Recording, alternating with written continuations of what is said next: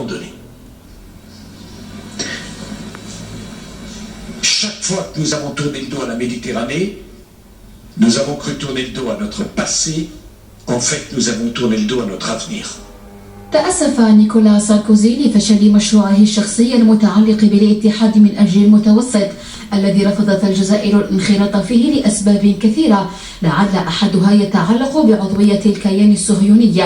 ولم يجد نيكولا ساركوزي من حرج في الإفصاح عن موقف بلاده المعروف من قضية الصحراء الغربية، وإن كان لا يشكل إجماعا في الأوساط الشعبية فضلا عن بعض الأوساط السياسية الفرنسية، بالنظر لطابع الكيل بمكيالين في هذا الموقف الذي عبر عنه ساركوزي خاصة داخل هيئة الأمم المتحدة القائمة، وبالأخص مع حق الفيتو الذي يضرب في الصميم مبدأ المساواة بين هذه الدول التي تلجأ إلى استعمال حق الفيتو حسب مصالحها وحسب رغبتها، ما مدد في عمر الاستعمار، ولكن في الأراضي العربية من فلسطين إلى الصحراء الغربية، وصولا إلى التدخل العسكري في بلدان أخرى ولكن دائما عربية أو مسلمة، من العراق إلى أفغانستان إلى ليبيا، والقائمة تبقى مفتوحة بالبوند السابع وحق الفيتو.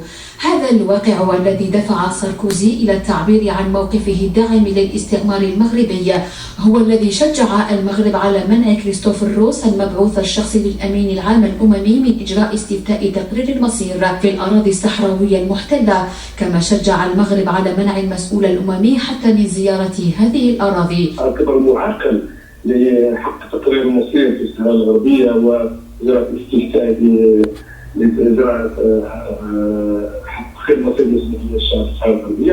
فرنسا في كل مرة تلوح باستعمال الفيتو، وبالتالي عرقلوا بطريقة أو بأخرى سواء بطريقة مباشرة أو غير مباشرة تصفية الاستعمار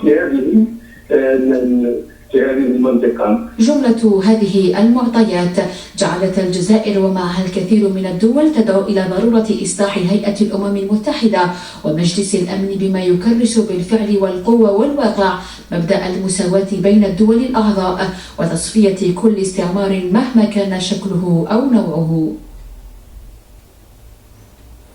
من جهته أكد عضو المجلس الوطني لاتحاد شبيبة الساقية الحمراء ووادي الذهب بن حبيب محمد أن تصريحات الرئيس الفرنسي السابق نيكولا ساركوزي في قضية الصحراء الغربية موقف يخدم المصالح الفرنسية المغربية. نتابع تصريحات ميكروفون أسماء عزلي.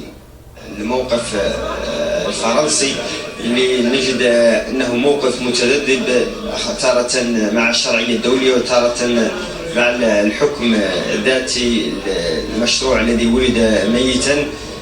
فيما يخص الشباب الصحراوي نعتبر أنه موقف يقف مع المصلحة الفرنسية، لأن هناك مصلحة فرنسية مع القصر المغربي، وهذا موقف يعبر عن تلك المصلحة.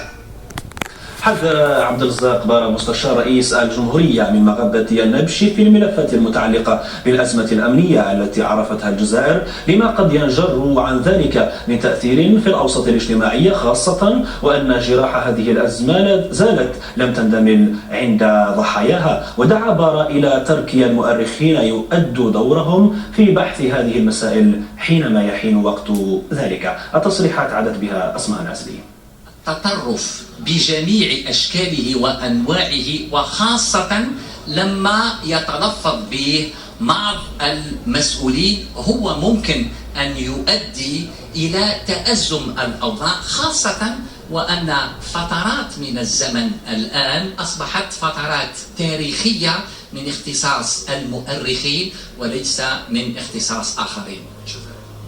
احنا وجهناه التهديد هذا، وجهناه بطرق سياسية، بطرق أمنية، ثم بتدابير ذات الطابع الثقافي الاقتصادي والاجتماعي. من حيث التدابير السياسية هناك أولا سياسة الرحمة، ثم سياسة الوئام المدني، ثم سياسة المصالحة الوطنية، وأظن أن التدرج في هذه التدابير أتت بثمارها، لأن الآن والحمد لله نعيش في بيئة مسالمة. وفي شأن آخر، كشف رئيس الاتحاد الوطني للشباب بليبيا